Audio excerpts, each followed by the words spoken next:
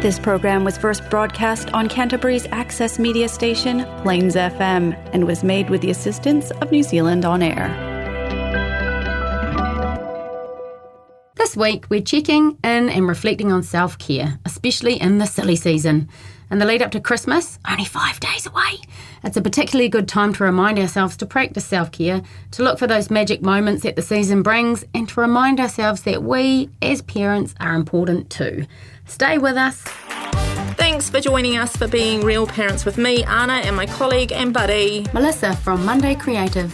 We work in the parenting space, and it's here where we'll talk about our worlds as parents, the good, the not so good, and the hilarious, and mix this with what we know about behaviour and psychology. G'day there, how's it going? So good, so organised, like totally on top of everything. 5 days to go, 5 more sleeps.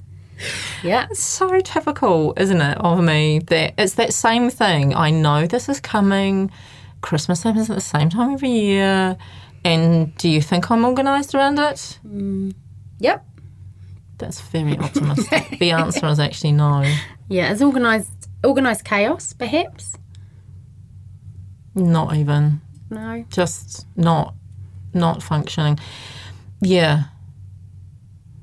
It's supposed, kids have finished school. It's supposed to be a time that we, kind of relax into it round about now.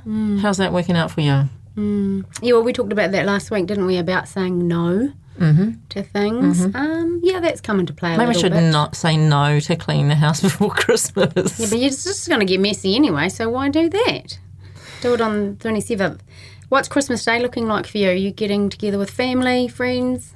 Yeah, family on the lawn if the weather's good. Haven't checked because clearly I'm organised. And, yeah, shared kai, which is good. Yeah, just the family Christmas and then just eating loads, hopefully laughing loads. Yeah. Yeah. No fighting, no biting. That's what I'm hoping for. As per your favourite carol, Wine on the Lawn? Yes, white wine. White wine. In the sun. In the sun. Yeah. Yeah. Under a tree. Under a tree, in the shade.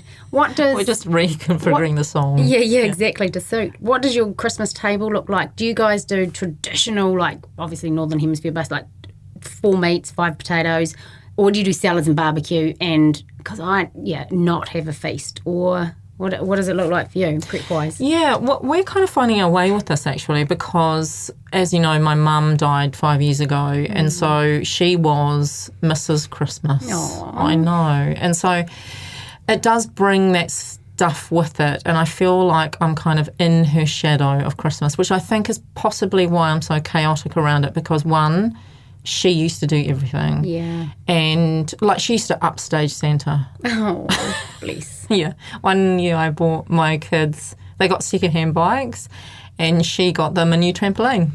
Oh, Nana, Grandma. I know. Oh. I know. Yeah. So there's been that. So there's that about it. But, yeah, so she used to do a very traditional, we never had turkey. Lamb. Yeah, lamb, Chicken. ham, chicken, sometimes duck, depending on if somebody been out shooting. And she liked duck. Hard to do. I've never done it. Neither. No. I've never done a turkey either, have you? Maybe. Yeah, I think actually my hubby's really good at that. He did it one year and it was amazing. Oh, wow. Yeah.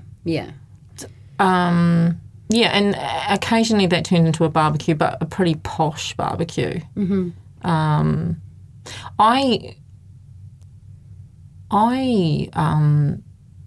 cooked Christmas dinner for the first time last year. How'd that go? I liked it because I glazed the ham and did everything like that, and yeah, I was basically just following an Annabelle Langvine tick sheet as to what to do. Her in a book, she goes, and if you're having friends around, maybe you could try this. That is magic. Thank you, Annabelle Langvine. And that's what I did for Christmas. So I just followed her kind of recipe. Yeah, recipe for the whole day, including margaritas later on, which turned things fun. Nice. To add to the white wine under the tree. Yeah. Yeah. Sounds like you'll pull it together, no worries. I mean, it's another day really. That's what we need to focus on, isn't it? Like there's such a big fuss about the day, but actually it's just about pulling together some food with the friends and family you love and having a good time. Do you do traditional or non? Bit of both. Just depends on who's hosting. We take turns around hosting around the various families. So when it's at our place, well, it just depends actually. Sometimes we do, as you say, 3 different meats and potatoes and peas and carrots, and other times we've done salads and barbecues. The person who hosts sort of makes the decision around the menu, and then everyone pitches in really. So that's cool. And this year we're up north with my in-laws, which will be great. We haven't been together for ages, so that'll be nice catching up. And I don't know what that looks like. I'll pitch in and help where I can. But, it'll be good. Yeah. I'd rather, putting all the pressure, when I have to do it, I find it quite hard. But luckily, everyone pitches in. That's the way it has to be. We'll have 20 people there and, everyone needs to help out. The pitching in is the best way, I find. More love goes into the food that way. Yeah. Sprinkling of love. Yeah. A dash of kindness. Yeah. So I shouldn't worry about the next 5 days or 4 days, really. I should just think about the love on Christmas Day. Put on some cool carols and get into it. Done. You're listening to Being Real Parents with Melissa and Anna on Plains FM 96.9. Rightio, let's crack into it then and talk about what we do to look after ourselves when the silly season is upon us and the Christmas chaos strikes. So I'm really looking forward to this. And your notes, your copious notes I can see there. Good. My notes are there because I need to check in and remind myself. And it's part of my planning, which is part of how I cope with the chaos. So, as we sort of alluded to in the intro, Christmas brings all sorts of interesting times for us. And how do we get on top of that without... And we've sort of talked about it. It's been a kind of common thread throughout all of our podcasts, really, isn't it? Is managing expectations, managing the kids, learning to say no to things and looking at the overall balance around our lives.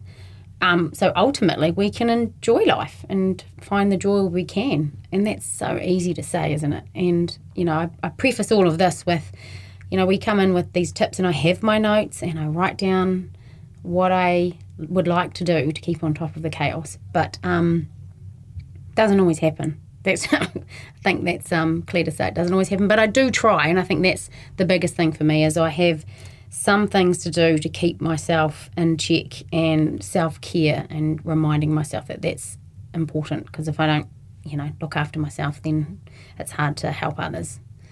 Hey. So in planning, do you plan because it is self-care or do you plan because you add in self-care as a part of that? Yeah, good point. I think it's a bit of both. I think I have to plan for self-care and then part of my self-care is planning. Yeah. Does that make sense? Yeah, it does. Yeah. I am quite organised for the most part. There's 6 of us in our family and I do have a very amazing husband. He is very, very supportive and he does so much around the house and he is such a good dad and such a good partner and so we plan together, I think, and that helps. So it's not all left to you? No, not at all. And I need to acknowledge that because I do talk about me as a mum, but actually he is amazing too and I couldn't do it without him. And I am So is this grateful. Where I get to say, because I'm a solo parent, that's why there's so much chaos in my life and why I haven't... No, not necessarily. There's still chaos in our life too. But I am, we live through the chaos together, him and I. Yeah. And, and we've actually managed to coordinate a diary where our phones sync in. I don't know how we did that, but when he's got his appointments and my appointments. It is magic. The magic of technology. Yeah. And that has actually been a game changer because he'll chuck in his appointments. He's a shift worker, so he'll pick up an extra shift or he'll be going from work at 7 a.m. to an appointment and things like that, and we can just share the diary, look at the diary and see what happens. So that has been a key to helping us plan our week. And so when you diary in the self-care, what does that self-care look like? What is that diary? What is on the... Well, that checklist? Well, in and around, we diary in, obviously, the activities for the week, but I will look at where I can fit in stuff. And I don't actually diary in, like, from 10 to 11, I'll go for a walk. I might diary in a yoga class because obviously you have to fit that in. We just know that in a day that at some point in and around the activities we're committed to, or the appointments, or the work that we're committed to, that we will find time for that. And I guess it does become the last thing in the day in and around things, but we generally try and get it sorted for both of us to do something cool for self-care. So it's yoga or... Yeah, it's yoga and... Yoga, or going for a walk with the dog.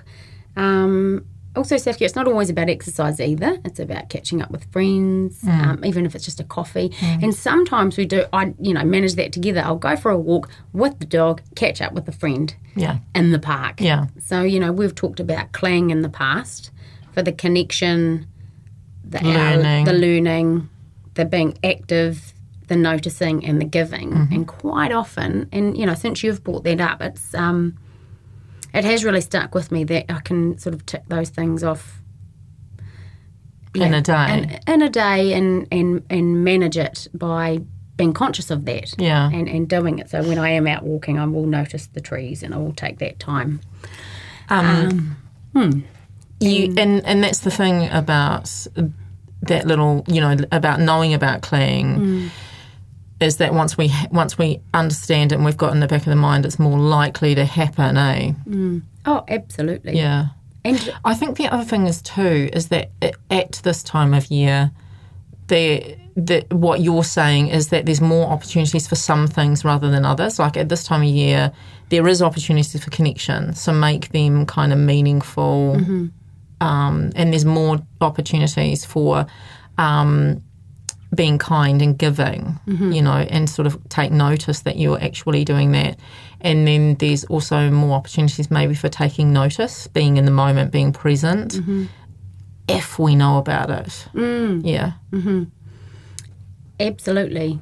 And as we talked about last week, saying no, and saying no for those reasons. Saying no so that we can sit and be present and look for those magic moments and creating those magic moments. And it might be, even just scheduling and going for a walk after dinner together, because we know going outside in nature is good for us. And even if we don't feel like it, sometimes just getting up and just walking around the block or walking through the park is really good for our health and well-being.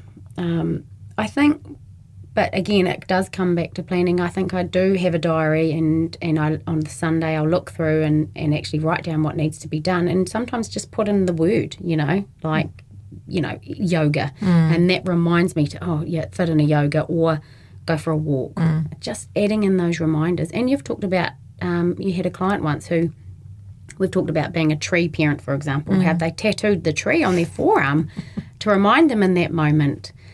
So, I do like to set wee reminders. Yeah. Because then reminders become habits eventually, don't they? Yeah, that's right. That's where the fridge is important. The Post-it notes are important. Even sometimes when I want to get something in my day, like yoga, and I want, sometimes I just can't do that without the children. And so that means that I tell them about it and then they continue to remind me. Oh, good. Yeah. Yeah. So it's like, you mentioned the word walk and the dog won't leave you alone. Oh, hilarious. Yeah. Yeah, and children are much the same. They kind of hold us to account. Yeah.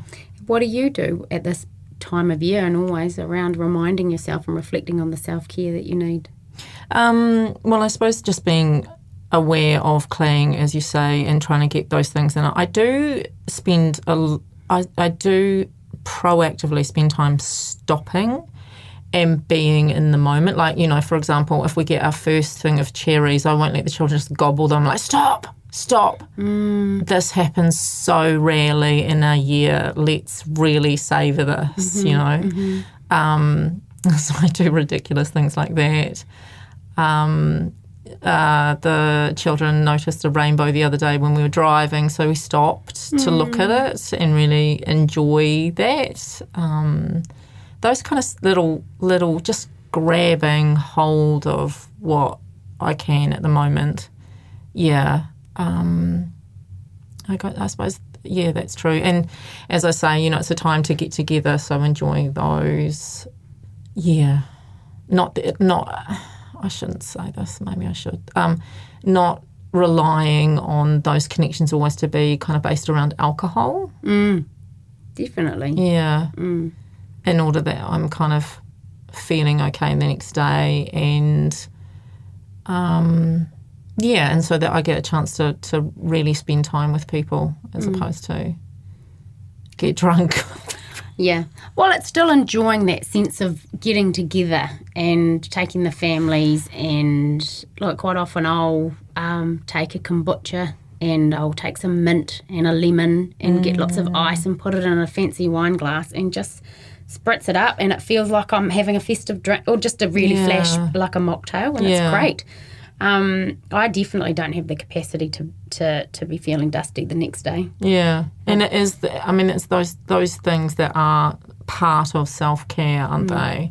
And it's showing that you can celebrate and still have a good time, and it doesn't revolve around an alcoholic drink, and and role modelling that to the kids as well. Yeah, have a wee kombucha, and sometimes giving them a little like a lovely drink of kombucha with lemon and ice cubes, and making a little bit of a celebration drink. Yeah. And not avoiding those things. The other thing that I'm noticing at the moment is the smells have changed. Like, I don't know if you've got a Christmas tree inside your house. There's that comes with it. Mm-hmm. And then there's, there's warm grass, the smell of warm grass. Freshly cut grass. Yeah. And I was driving along the other day and tarmac, I know that sounds ridiculous, but just kind of noticing, like that's such a summer smell, isn't it? Mm-hmm.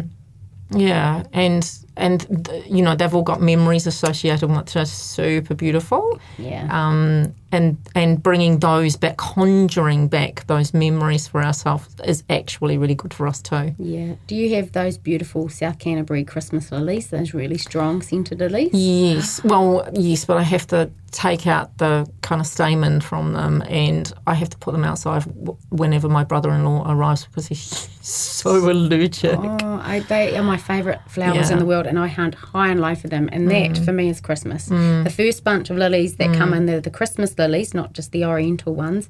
That's Christmas. That takes me back to my nana's in Temuka by the fireplace. Yeah. And that is, in this time of year, it's those small moments of noticing, isn't it? Yeah. That grounds and takes us back into just away from the chaos. Yeah. It's kind of beautiful, isn't it? Is that, like, every year of our lives, there's a new memory associated with that. Mm-hmm. Yeah. It's kind of exciting. I find that kind of exciting that you get to create the new memory for the year associated with that. Mm-hmm. And traditions. And I think the important thing too is I think we alluded to, is spending time outside. Tell us about that. Tell us why that is so important for us. Well, I suppose naturally going outside, it relaxes us. I don't know why that is, but I'm guessing is that we are nature too. Mm-hmm. And so it's kind of like where we belong. It instantly reduces our stress. We know that it reduces cortisol levels in our bodies and reduces our heart rates as a result of that. So it's also the place that we get to take the most notice. It's a place that kind of suddenly widens our eyes and we notice the dew on the leaf, or we notice the rainbow like I was talking about. It's also the place that where we have those big, overwhelming emotions that we don't get in any other form. Awe would be one of those, or wonder. And when we feel those, if we sit with them, we get a real boost to our well-being. So it's an extraordinary thing to just go outside under a tree. Yeah, you don't have to go on a tramp to get the feel goods. Yeah. And I like to go out without my phone where possible, unless I need to touch base with home. And I think that's something I've been working on a lot, is actually just putting my phone away. I mean, that's my job. Like I'm a social media manager and I manage accounts for clients, so I need to sort of check in every so often, but I definitely am getting better, and it's around self-care as well, in putting the phone down, putting it away and being in the moment and just focusing on what's around me rather than down on what's on my screen. And, you know, as a result, I've missed a lot of messages. I have to apologise to people. I'm not getting those notifications. I've turned off all my notifications apart from clients, and things like that. And I am on top of that. But that's made a massive difference. And being able to go outside without your phone, go for a walk around the block, you're just in the moment. And however that works, I know it gives me an awesome boost. So I'm trying to do that more. I think I live in an area where cell phone coverage is just rubbish. Yeah. Good. So maybe it does that for me. Yes.